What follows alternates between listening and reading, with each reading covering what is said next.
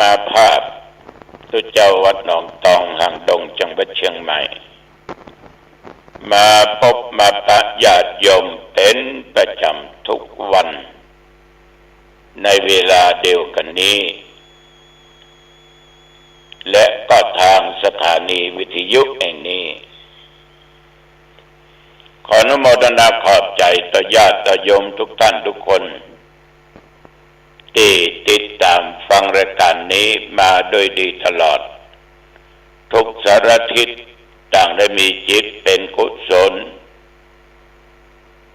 ฟังธรรมเทศนา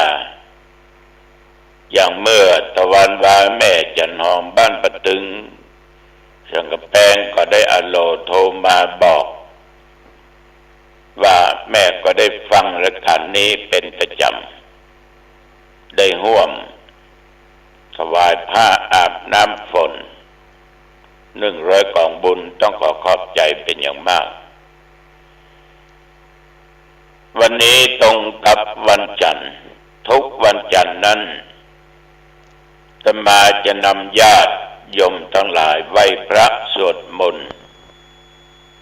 เพื่อถวายเป็นพระพรชัยแด่องค์พระบาทสมเด็จพระเจ้าอยู่หัวซึ่งปีนี้เป็นปีมหามงคลพระชนมยุครบ6 รอบ72พระพรรษาในวันที่28เดือนกรกฎาคมเดือนนี้พุทธศักราช2567ต่อไปนี้ตั้งอกตั้งใจไหว้พระสวดมนต์ว่าพร้อมต่อยกันไปเนิ่นอะระหังสัมมาสัมพุทโธภควาพุทธังภควันตังอภิวาเทมิกราบพระพุทธสวากขาโตภควตาธัมโมธัมมังนัมมัสสามิกราบพระธรรมสุปฏิปันโนภควโตสาวกสังโฆสังฆังนัมมามิกราบพระสงฆ์นะโมตัสสะภะคะวะโตอะระหะโตสัมมาสัมพุทธัสสะนะโมตัสสะภะคะวะโตอะระหะโตสัมมาสัมพุทธัสสะนะโมตัสสะภะคะวะโตอะระหะโตสัมมาสัมพุทธัสสะพุทธังสรณังคัจฉามิธัมมังสรณังคัจฉามิสังฆังสรณังคัจฉามิตุติยัมปิพุทธังสรณังคัจฉามิตุติยัมปิธัมมังสรณังคัจฉามิตุติยัมปิสังฆังสรณังคัจฉามิตติยัมปิพุทธังสรณังคัจฉามิตติยัมปิธัมมังสรณังคัจฉามิตติยัมปิสังฆังสรณังคัจฉามิอิติปิโสภะคะวะอะระหังสัมมาสัมพุทโธวิชชาจารณะสัมปันโนสุขโตโลกวิทูอนุตตโรปุริสธรรมสารถิสัทธาเทวมนุษย์สานังพุทโธภควาติสวากขาโตภควตาธัมโม สันติติโกอะปาลิโกเอหิปัสสิโกโอปะนะยิโกปัจจัตตังเวทิตาโพวินยูหิติสุปฏิปันโนภะคะวะโตสาวกสังโฆอุชุปฏิปันโนภะคะวะโตสาวกสังโฆยายะปฏิปันโนภะคะวะโตสาวกสังโฆสามีจิปฏิปันโนภะคะวะโตสาวกสังโฆยะติตังจัตตาริปุริสายุคานิอัตถบุริสัพพุคลาเยสัพพะคะวะโตสาวกสังโฆอาหุนยโยปาหุนยโยทักขินยโย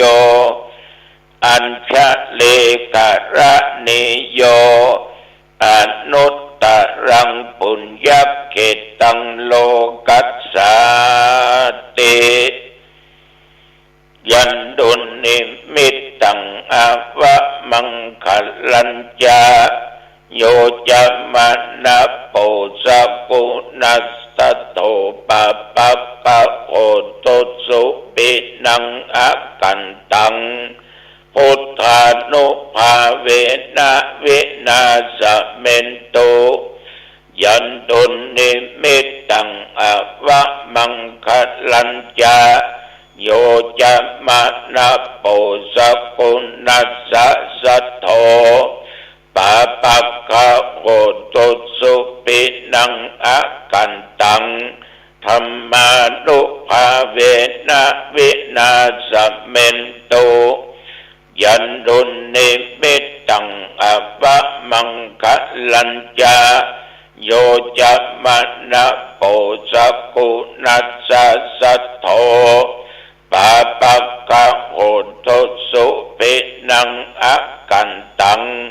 สังฆานุภาเวนะวินาสเมนโต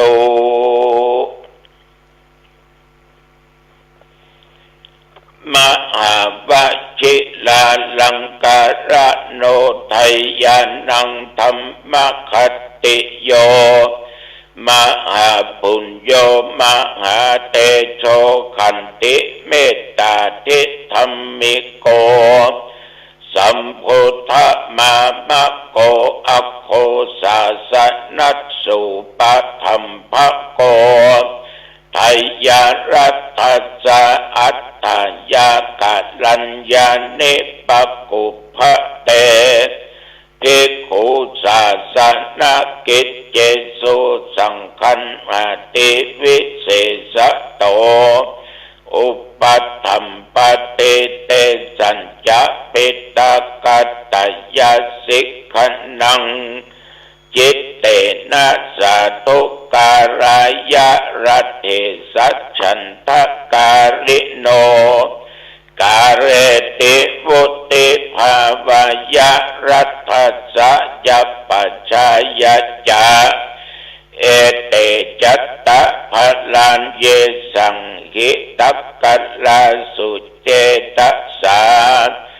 ตะโตวะไทยิกาสัพเพ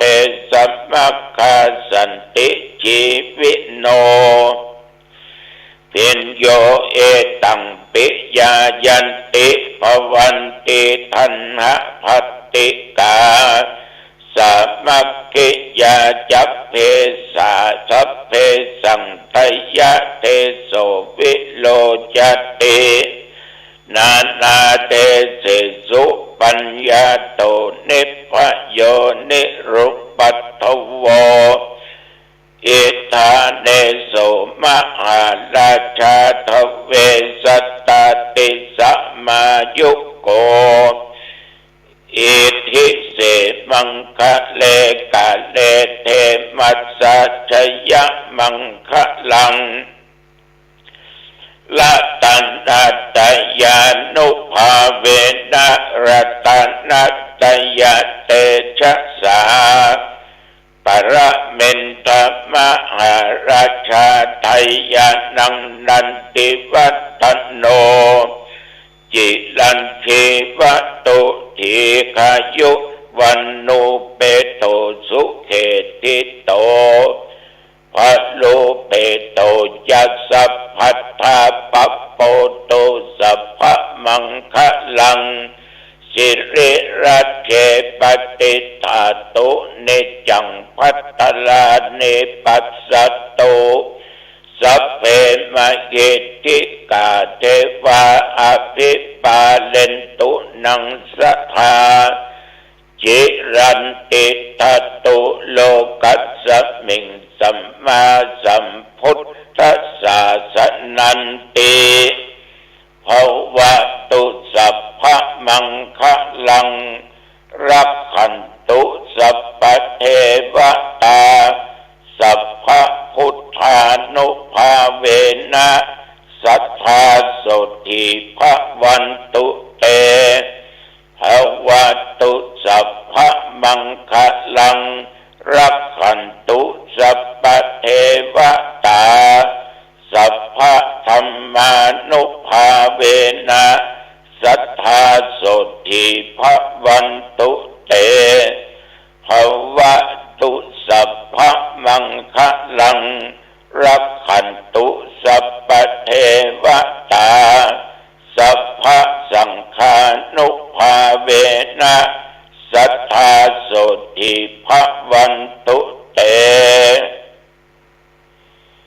ด้วยเดชานุภาพคุณแห่งพระพุทธเจ้าพระธรรมเจ้าพระสังฆเจ้าโดยเดชมนต์ต่างๆที่อาตมาได้สาธยายไปนี้พร้อมจิตภาวนาขอถวายพระพรชัยมงคลแด่องค์พระบาทสมเด็จพระเจ้าอยู่หัวเนื่องในปีมหามงคลพระชนมายุของพระองค์ครบ6 รอบได้72 พระพรรษาในวันที่28เดือนกรกฎาคมพุทธศักราช2567ขอให้พระองค์จงมีพระสุขภาพพระมัยอันแข็งแรงมีพระเกษมสำราญขอให้พระองค์ทรงมีพระชนมายุยิ่งยืนนานได้120 พระพรรษายิ่งขึ้นไปทีคายุโกโหตุมหาราชาขอจงทรงพระเจริญถวายพระพรกรมอุตุได้ประกาศบอกว่านับตั้งแต่เมื่อตะวันวามาจนถึงปัจจุบันบัดเดี๋ยวนี้ตะวันนี้วัดหนองตองใกล้เคียงใต้เหนือตกออกกินก็ตอนแล้วสักบึดสักเมื่อมีฝน5 แก้วตกลงมาสวาถ้าภัยประคับเตี้ยก็อยู่ที่โฮมเนี่ย อยู่ที่บ้านที่จองตะกะเตี้ยก็เที่ยวลัดไปเตอะมันต้องกลางโล่งกลางจ้องนักพอสมควรแต่ว่า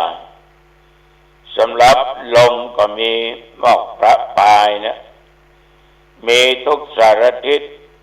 เป็นที่ก็ตกหนักบางที่ก็ตกน้อย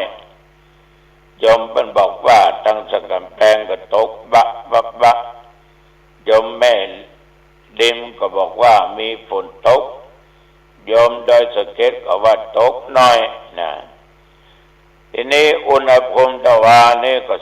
36 องศาขนาด36ยังร้อนอยู่นะแล้วก็ปัจจุบันนี้อุณหภูมิ20 องศาณที่ห้องของพระเจ้าวัดหนองตองแต่วันนี้กินข้าวงายแล้วญาติโยมก็ได้ออกจากวัดไป ไปที่วัดตำหนักธรรมนิมิตรหรือวัดบ้านอ้อยตำบลห้วยทรายอำเภอแม่ริมจังหวัดเชียงใหม่วัดนี้นี่อาตมาภาพคือกำเนิดเกิดที่บ้านอ้อยเนี่ยพกกับฝังที่บ้านอ้อยเนี่ยบวชเป็นเน้นกว่าที่วัดบ้านอ้อยเนี่ย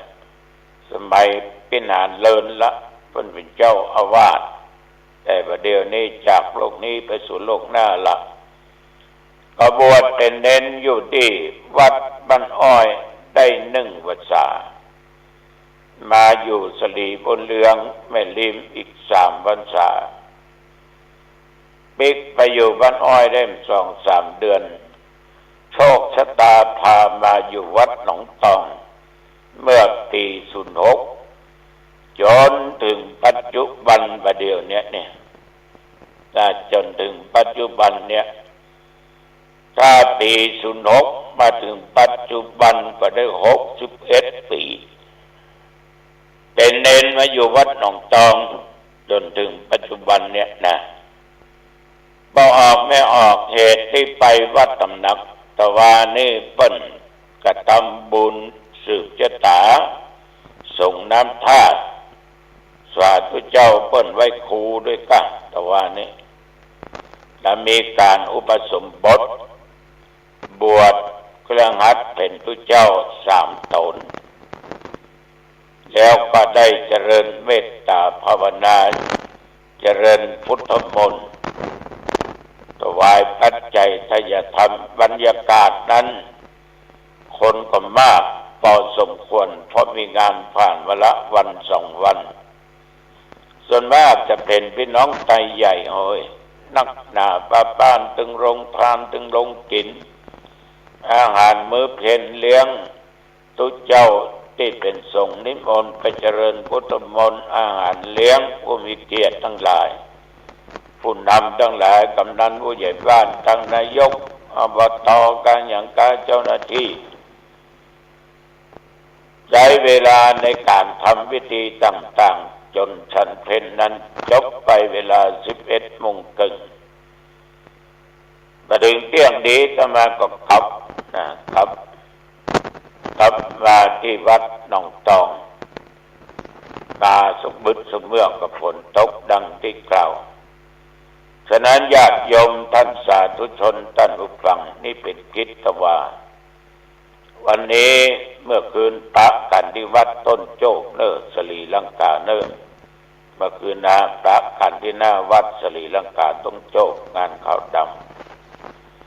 ไก่เข้าภาษามาติ๊กๆเนอญาติโยมเนอเตรียมพร้อมเนอ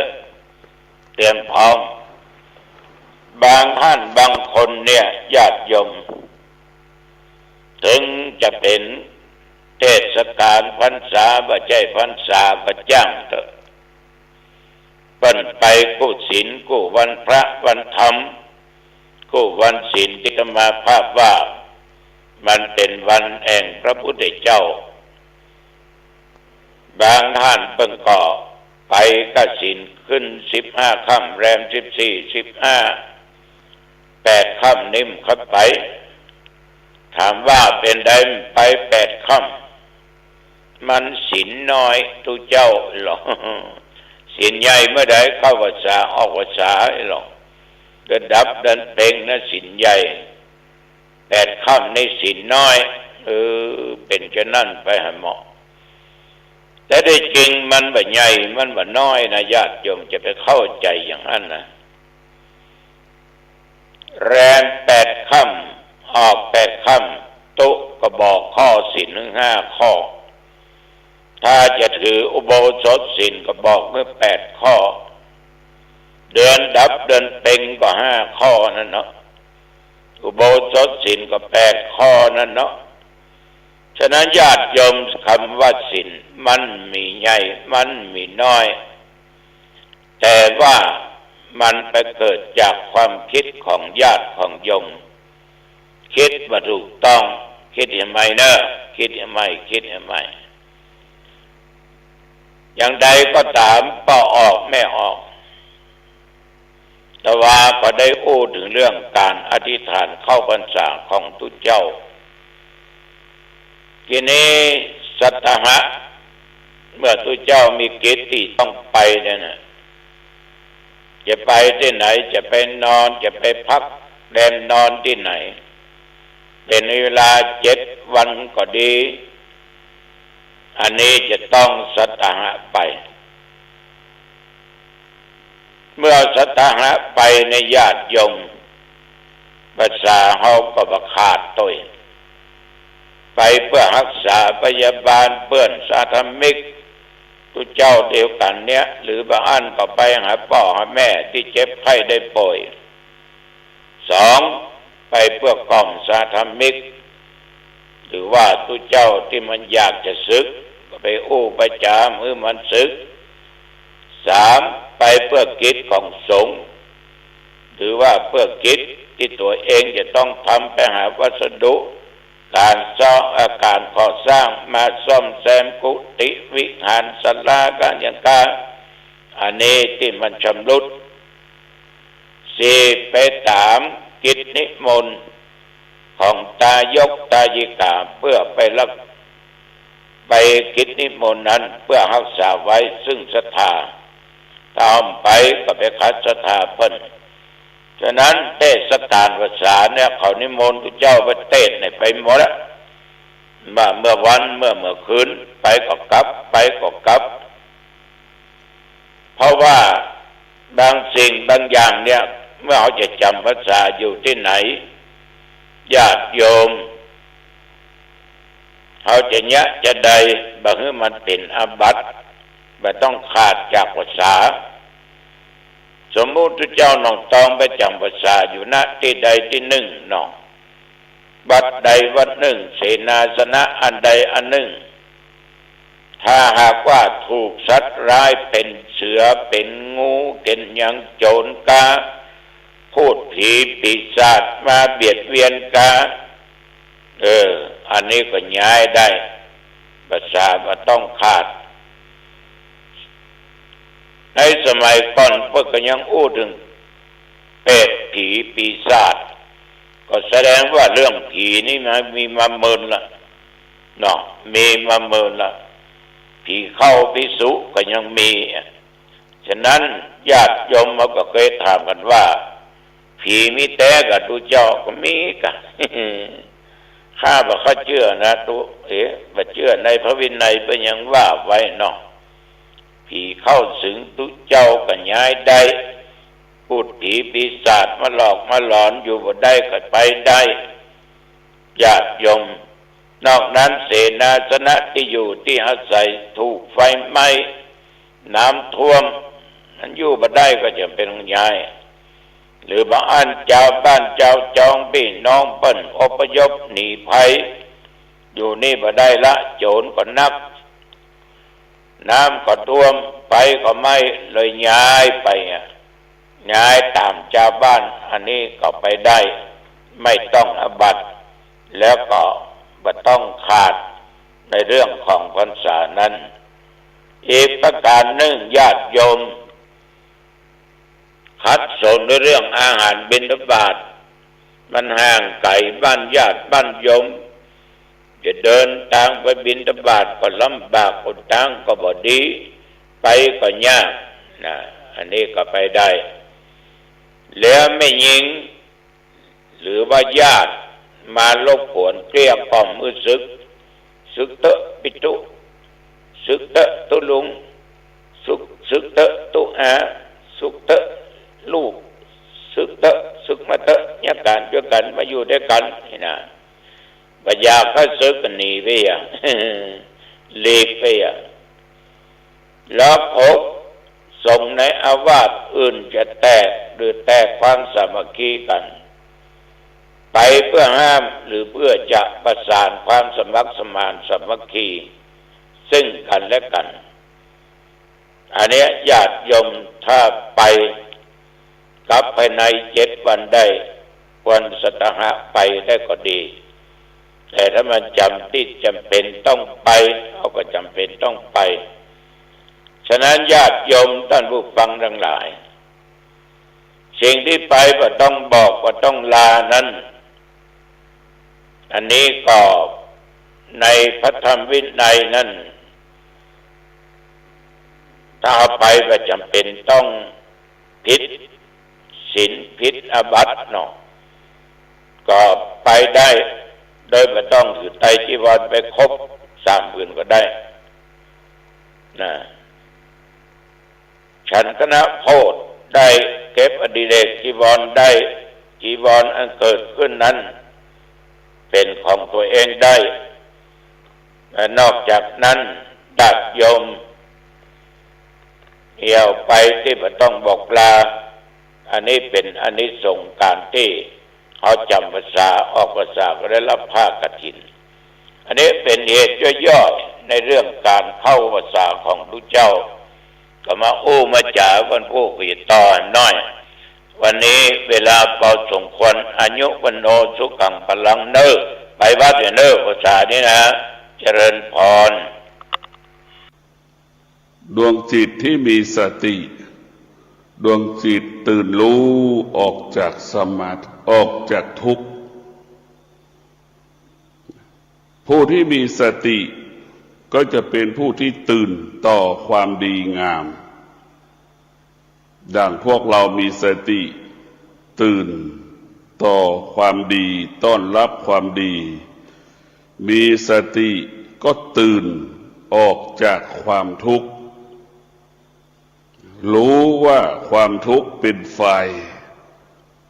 เราก็จะออกจากไฟอยู่ห่างจากไฟรู้ว่าไฟมันร้อนเราจะไม่อยู่ใกล้ไฟรู้ว่าไฟมันร้อนเราจะอยู่ห่างๆไม่มีสติรู้ออก